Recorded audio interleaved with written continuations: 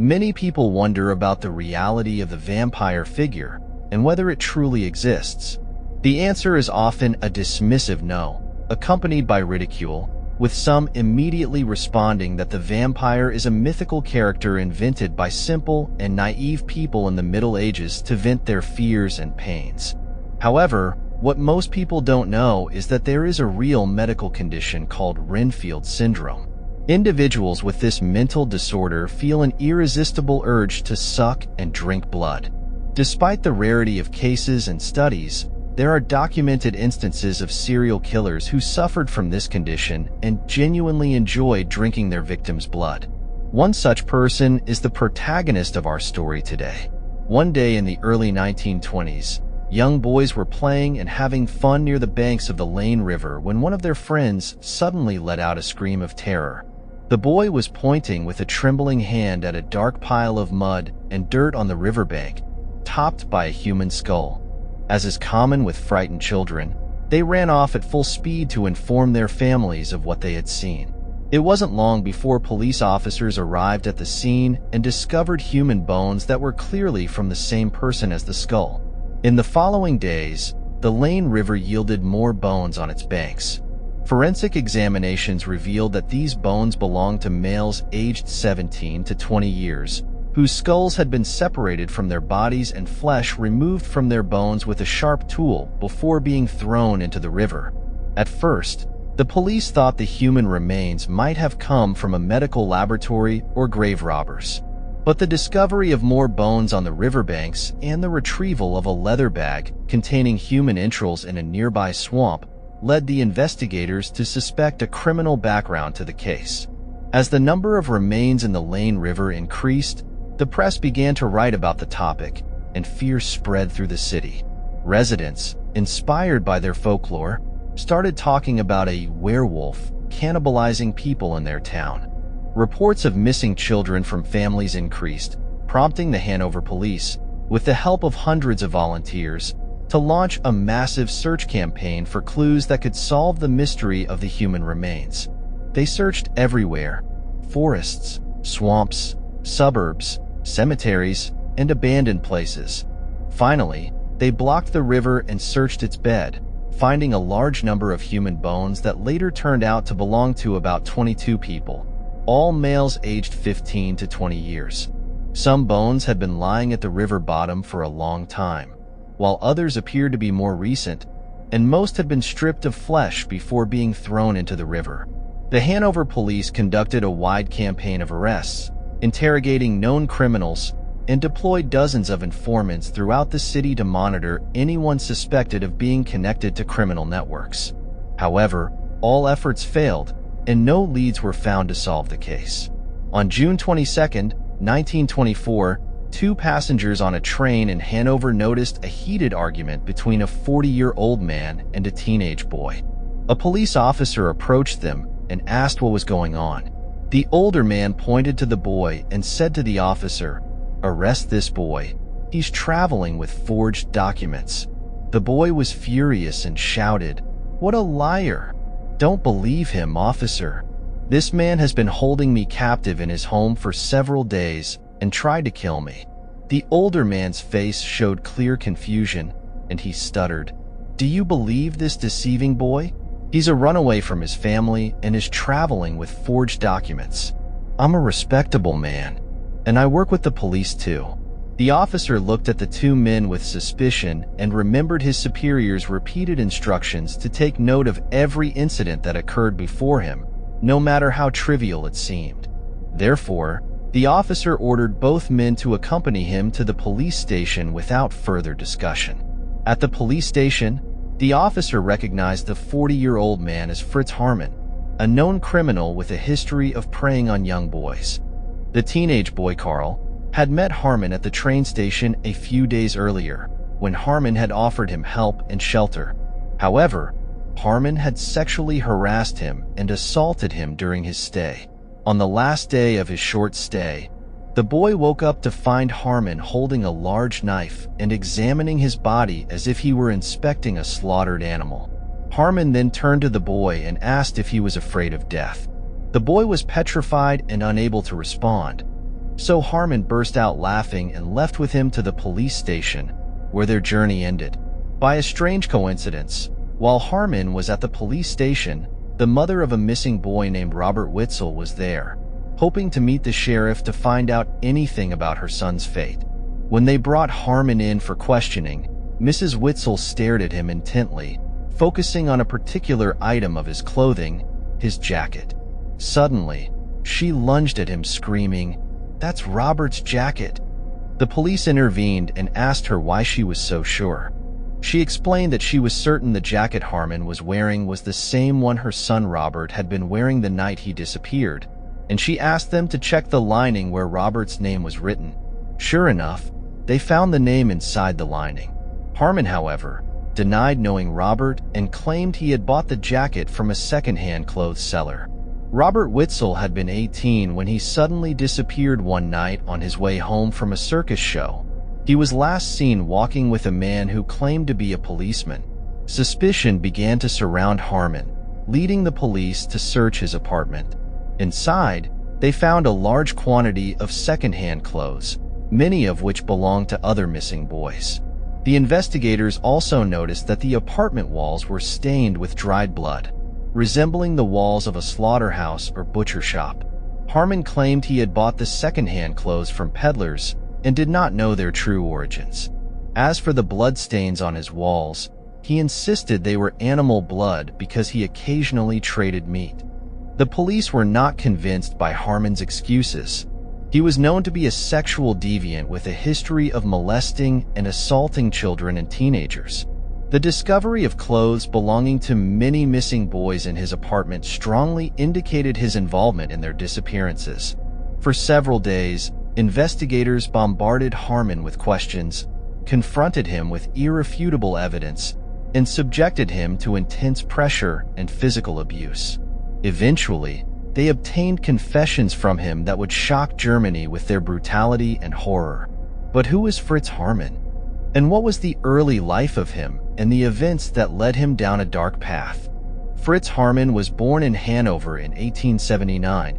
He was the sixth child of poor parents. At school, he was neither outstanding nor remarkable, but he had an obsession with frightening and scaring others. At 16, due to a strained relationship with his father, he decided to join the army. He loved military life and performed well in training camps. Perhaps if he continued his military career, his future might have been entirely different. However, a year after enlisting, Haarmann began experiencing epileptic seizures. During one of these seizures, he fell from a height, injuring his head and losing consciousness. His peers noted a significant change in his personality and behavior upon waking from the coma. He transformed into a completely different person, far from the ambitious and diligent Haarmann they once knew. Some believe this incident played a key role in shaping Haarmann's criminal personality. There is an old medical theory suggesting that many serial killers experienced a violent incident at some point in their lives that drastically altered their behavior and affected their mental stability. Haarmann was discharged from the army due to his illness and returned to his family home in Hanover to work in a cigarette factory. In 1898, he was arrested for the first time on charges of sexually harassing a child. He was tried but not imprisoned, as doctors who examined him determined he had mental issues, leading to his admission to a mental institution. Haarmann spent 6 months in the institution before escaping to Switzerland. In 1902, he returned to Germany and re-enlisted in the army under a false name. Once again, he was discharged for health reasons, but with a full pension. Haarmann returned to Hanover and tried to start his own business by renting a small shop. However, he quickly went bankrupt and lost all his money. This led him to abandon honest work entirely and dive into the world of crime and theft. For a decade, Haarmann engaged in robbery and fraud, getting arrested multiple times until he became a familiar face in police stations and prisons. He even worked occasionally as an informant for the police. But in 1914, he was caught red-handed in a major theft and sentenced to 4 years in prison. When Haarmann was released from prison in 1918, he was shocked by the state of Germany after World War I. The economy was devastated, and the country was suffering from significant political and social upheaval due to the defeat. Thus, Haarmann had no choice but to return to a life of crime, which seemed to thrive under the country's conditions. The first victim of Fritz Haarmann was a 17-year-old boy named Friedel Roth, who disappeared in September 1918. Since he was last seen with Haarmann, the police raided Haarmann's residence. Instead of finding the missing boy, they found Haarmann in bed with another half-naked boy. He was arrested for sexual harassment and sentenced to 9 months in prison. Ironically, if the police had searched the apartment thoroughly, they would have found Friedel's head wrapped in a newspaper behind the stove in Haarmann's room. In 1920, Haarmann was released and began working with the police as an informant. During this time, he met a homeless boy named Hans Grantz, who had sex with him for money. Their relationship deepened, and Hans became his lover. Although Hans did not participate in the murders, he knew about the crimes and sometimes kept or sold the victims' clothing and personal belongings. Hans even played a significant role in pushing Haarmann to commit 2 murders simply because he liked the victims' clothes. All of Haarmann's victims were male. He confessed to investigators that he was homosexual.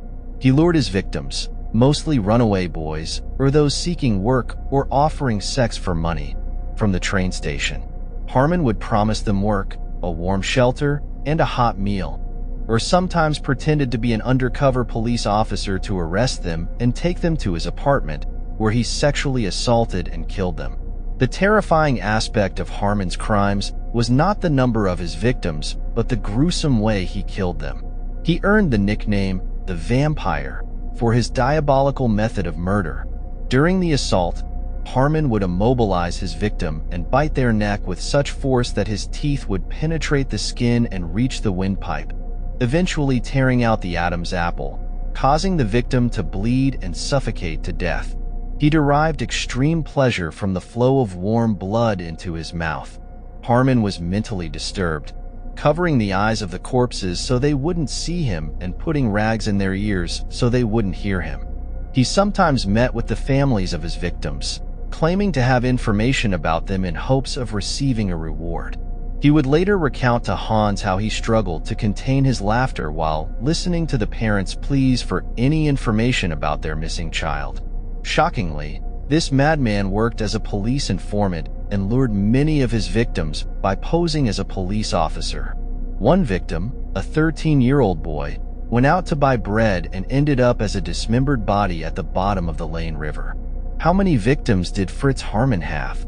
He was tried for 27 murders and convicted of 24, but some believe his victim count was much higher. The police found a large amount of clothing and personal items in Haarmann's apartment, but they could only identify the owners of a quarter of these items, leaving the fate of the rest unknown. Some believe the real number of victims could be as high as 70. Haarmann enjoyed terrifying others, a trait he exhibited since childhood. Even during his interrogation, he took great pleasure in describing his gruesome methods of killing and dismembering his victims, delighting in the horrified and shocked expressions on the faces of the police investigators. Sometimes, he killed 2 victims at once, relishing the terror on the second victim's face as they realized their fate. He took great pleasure in the pleas and cries of his victims, as it made him feel invincible and superior to ordinary humans. His appetite for new victims grew, and in the months before his arrest, he was killing at a rate of 1 victim per week. The only person who left Haarmann's apartment alive was Karl, the last boy he abducted. But what did Fritz Haarmann did with his victim's flesh? He traded in meat, selling cheap meat during Germany's economic crisis after the war. He had many customers, sometimes claiming his juicy slices were pork or lamb. Some customers were satisfied with Haarmann's meat, saying it was delicious and quick to cook, while others complained of indigestion from the strange-tasting meat. Haarmann himself sometimes enjoyed eating slices of his victim's flesh, and the police found dried human meat in his home. Haarmann and his partner Hans were sentenced to death by guillotine. However, Hans's sentence was later reduced to 12 years in prison because it was not proven that he participated in the murders, despite knowing about them. Ironically, Haarmann requested to be executed on Christmas so his soul could go to heaven and celebrate the holiday there with his mother. On April 25, 1925, Fritz Haarmann was beheaded by guillotine, and scientists preserved his head to study his brain, and it is still kept at the Göttingen Medical School today.